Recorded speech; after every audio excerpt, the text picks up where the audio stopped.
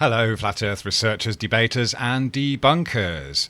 When you point out to a globe Earth believer that horizons are created in our eyes because of perspective governing our vision and any observations that we make, showing us that the surface is level, and we see the sun rising and setting because of perspective as the sun goes off into the distance rather than the earth spinning around to make the sun rise and set, you'll often be met with the challenge to then show that the sun shrinks in angular size as it goes off into the distance and sets. And we can see here in this footage by P900 Coolpix, otherwise known as Sandra, that the sun does indeed shrink in angular size as it goes off into the distance. Now, here's some of my own footage taken from Phuket in southern Thailand, so it's quite near the equator, and you can see that the sun goes off in more or less a straight line here compared to Sandra's footage, which showed the sun going diagonally as it headed off into the distance. We can see the reflection on the water, and another important thing to bear in mind here when we're seeing the sun get cut off before it shrinks to an infinitesimally small dot is that we can only see across the surface a short distance, a few miles, with any clarity because we are quite close to the surface. We might be about 2 meters above the surface here. So the distance to the horizon that we see on the surface is not very far compared to the distance that we can see in the transparent sky, which is maybe many hundred miles or 1,000 or more miles. Obviously, the cloud and the haze on top or above the surface is going to contribute to the sun being cut off. And we also have the fact that because of the change in angular size in everything that we see, those clouds in the distance are just a thin line on top of the horizon. It's part of the horizon at that great distance, even though that column of cloud might be a few miles high. So again, we see, because of these parallel lines, these vertical lines that I've superimposed, that the sun does in fact shrink as it goes off into the distance, but it gets cut off quite early because we are at such a low altitude above the ground.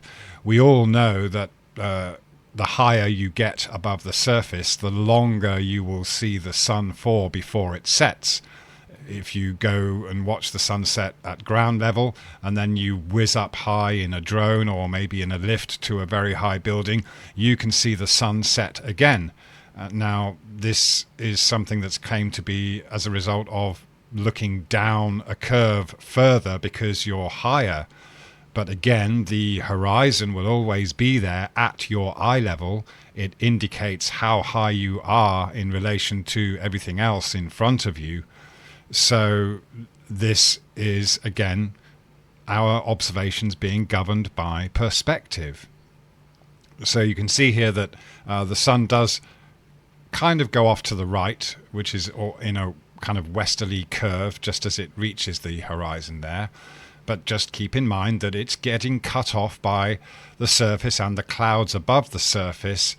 That is not such a great distance as the transparent sky that we can see many hundreds of miles through all the way to the stars. But then you never see the stars just above the horizon because of that layer of cloud and haze that's always going to be on top of the surface. So, of course, when you take footage like this, there's a bit of a glare, and people will say to you, well, you have to do it with a solar filter to see if there really is a change in the angular size. And globe Earth proponents, anti-flat earthers, will often claim that if you shoot the sun setting with a solar filter on the camera, you will not see a change in angular size. When in fact we're going to now look at some footage where we do see a change in angular size, despite the claim that there was no change in angular size of the sun.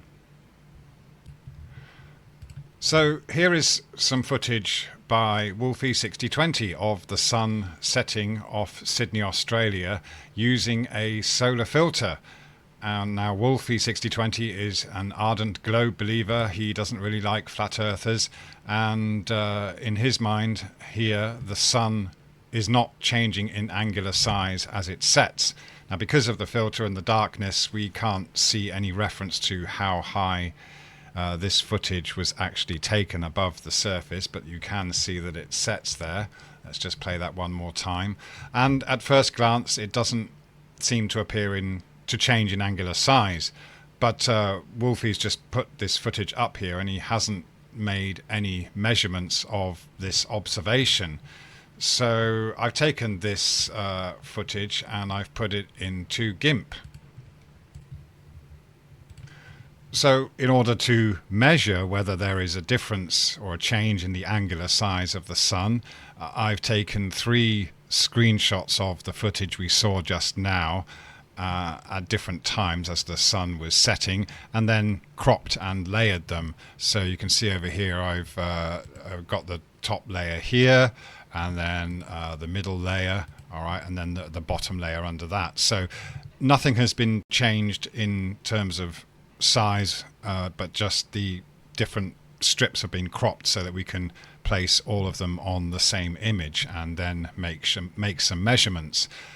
So with another layer, I've already done this, but I'll take you through the process.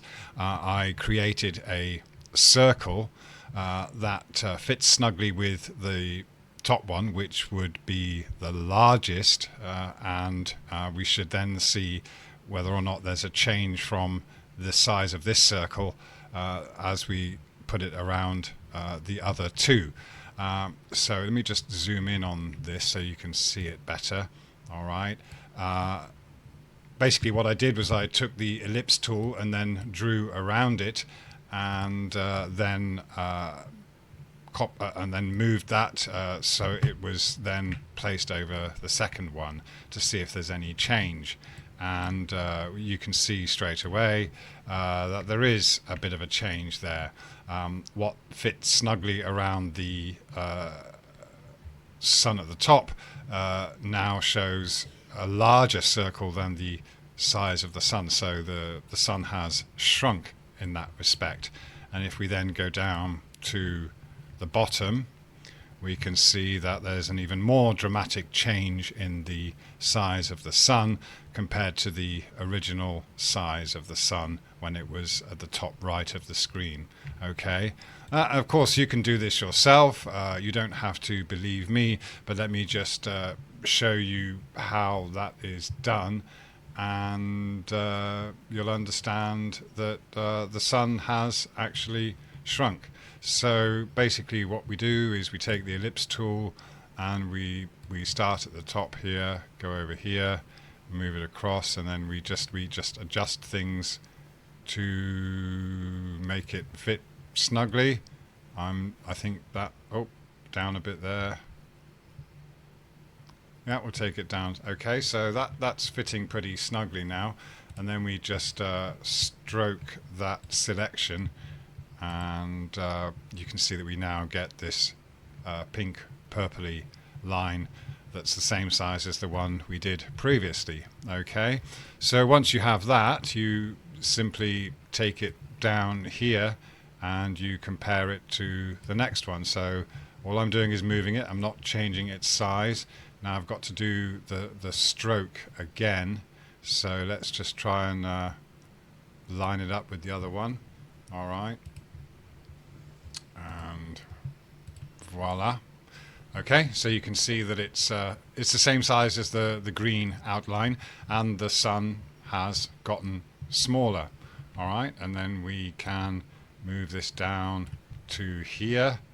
All right, and we're going to have to do the same thing again. You can see that this is the same size as the previous circle. Let's put the stroke on again. Again, it's covered it up, but the sun is much smaller in this case. All right. Now again, you could argue all kinds of things about the atmosphere or the air making it compress and things like that. Well, yeah, that can happen, of course. These are the effects that we see that make the sun disappear. So either way, the sun does shrink in size, and it gets cut off by all the clouds and the haze and everything that's immediately above the surface, as well as the surface itself.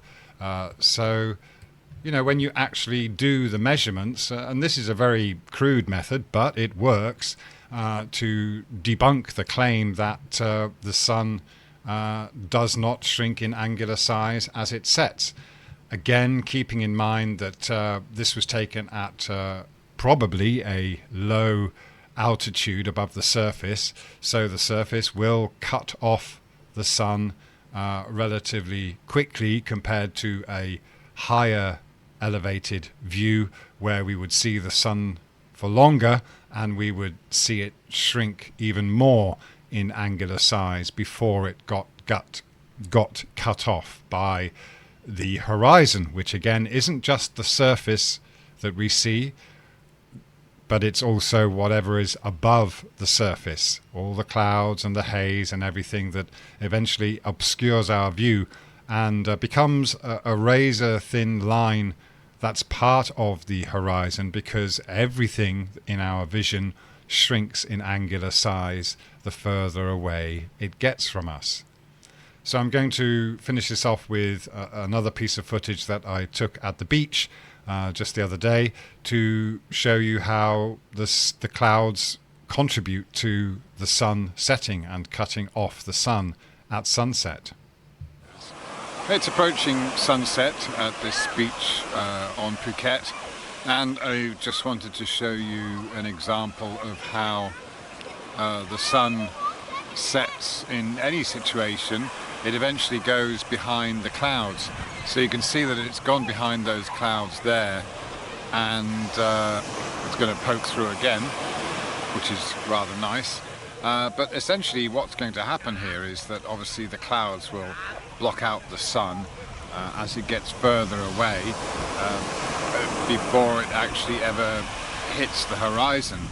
So what we got to understand is that when we see a sunset and it goes all the way to the horizon, that's because we don't have clouds in the way like this, but those clouds are just a lot further away. So the sun still goes beyond the clouds, whether they are close or far away. When they're close, we can see the clouds very clearly here blocking the sun. But when the clouds are very far away, then of course they're much, much smaller, and they just become a thin band on top of the horizon above the surface. And so that is what cuts off the sun at sunset. It doesn't matter where you're watching the sun from, you will eventually see the sun disappear from view and get cut off because of what is above the surface. If it's land, then it will be hills and mountains in the distance. They could be hundreds or thousands of miles away, as well as the clouds, which of course, again, as they get further away, they just appear smaller and smaller until they become part of the horizon. So the horizon, and seeing the sun rise and set, is always a combination of the surface, as far as we can see it, as well as whatever's above the surface or above our eye level, whether that's hills and mountains or clouds like this.